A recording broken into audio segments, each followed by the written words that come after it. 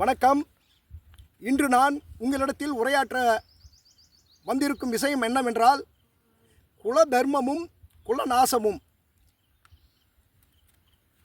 நமது சேனலை சப்ஸ்கிரைப் பண்ணாத ஆன்மீக அன்பர்கள் சப்ஸ்கிரைப் பண்ண வேண்டுமாய் கேட்டுக்கொள்கிறேன். சரி, குல தர்மம் என்றால் என்ன?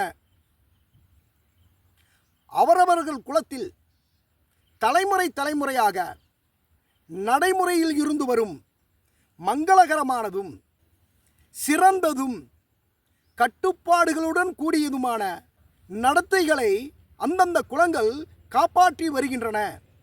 இதனால் குலத்தில் உள்ள ஆண் பெண்களிடத்தில் அதர்மம் தலைதூக்குவதில்லை.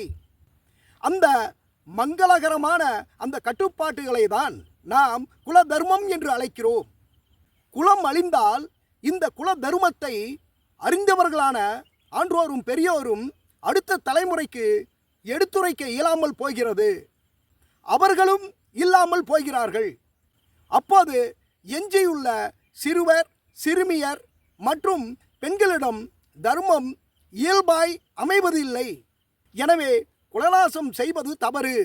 இதை செய்பவன் மகா பாவியாவான்.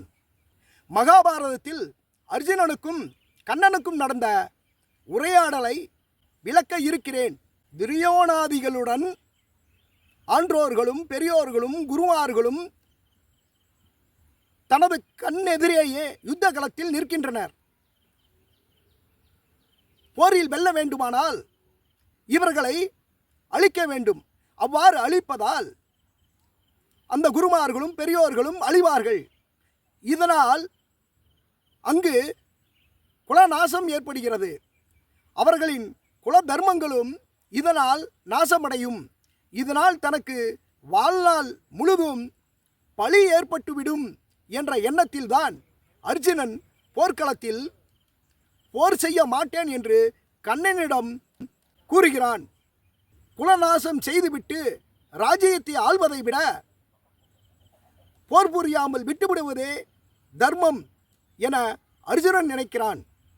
குலநாசத்தை விட ஆததாயிகளை அழிப்பதுதான் அதைவிட உயர்ந்த தர்மம் என்று கண்ணன் கூறி அர்ஜுனனை யுத்தம் செய்ய கூறுகிறார். ஏன் குலநாசம் ஆனாலும் பரவாயில்லை, ஆததாயிகளை அழிக்க வேண்டும் என்று ஏன் கண்ணன் கூறினான்? இந்த ஆததாயிகள் குல நடத்தைகளை அழிப்பவர்கள். தனது சந்ததியினருக்கு அதர்மத்திற்கு எடுத்துக்காட்டாக இருப்பவர்கள். அதனால் அந்த குலத்திலே அதர்மம் தலை தூக்கும். இங்கு போர் புரிய வந்திருக்கும் குருமார்களும் பெரியவர்களும் போரிலே கொல்லப்பட்டாலும் அவருடைய சந்ததியில் சில பெரியவர்கள் இருக்கிறார்கள். அவர்கள் குலதர்மத்தை காப்பாற்றி விடுவார்கள். அதனால் அங்கு குலதர்மம் அழிக்கப்படாது.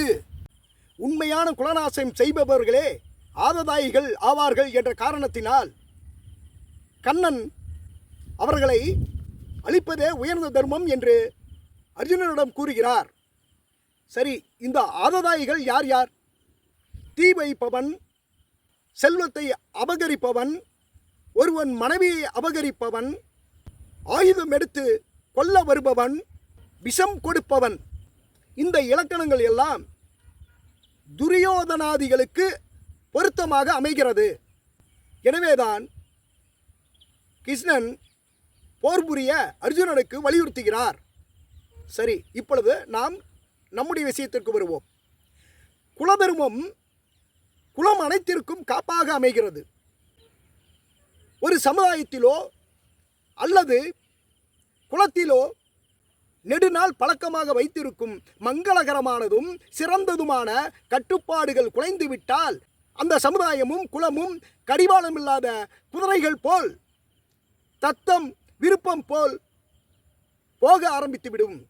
அப்புறம் ஒரு கட்டுப்பாட்டையும் ஏற்காது. அந்த குல சமுதாயத்தை சேர்ந்தவன் தரிகெட்டவனாகிறான்.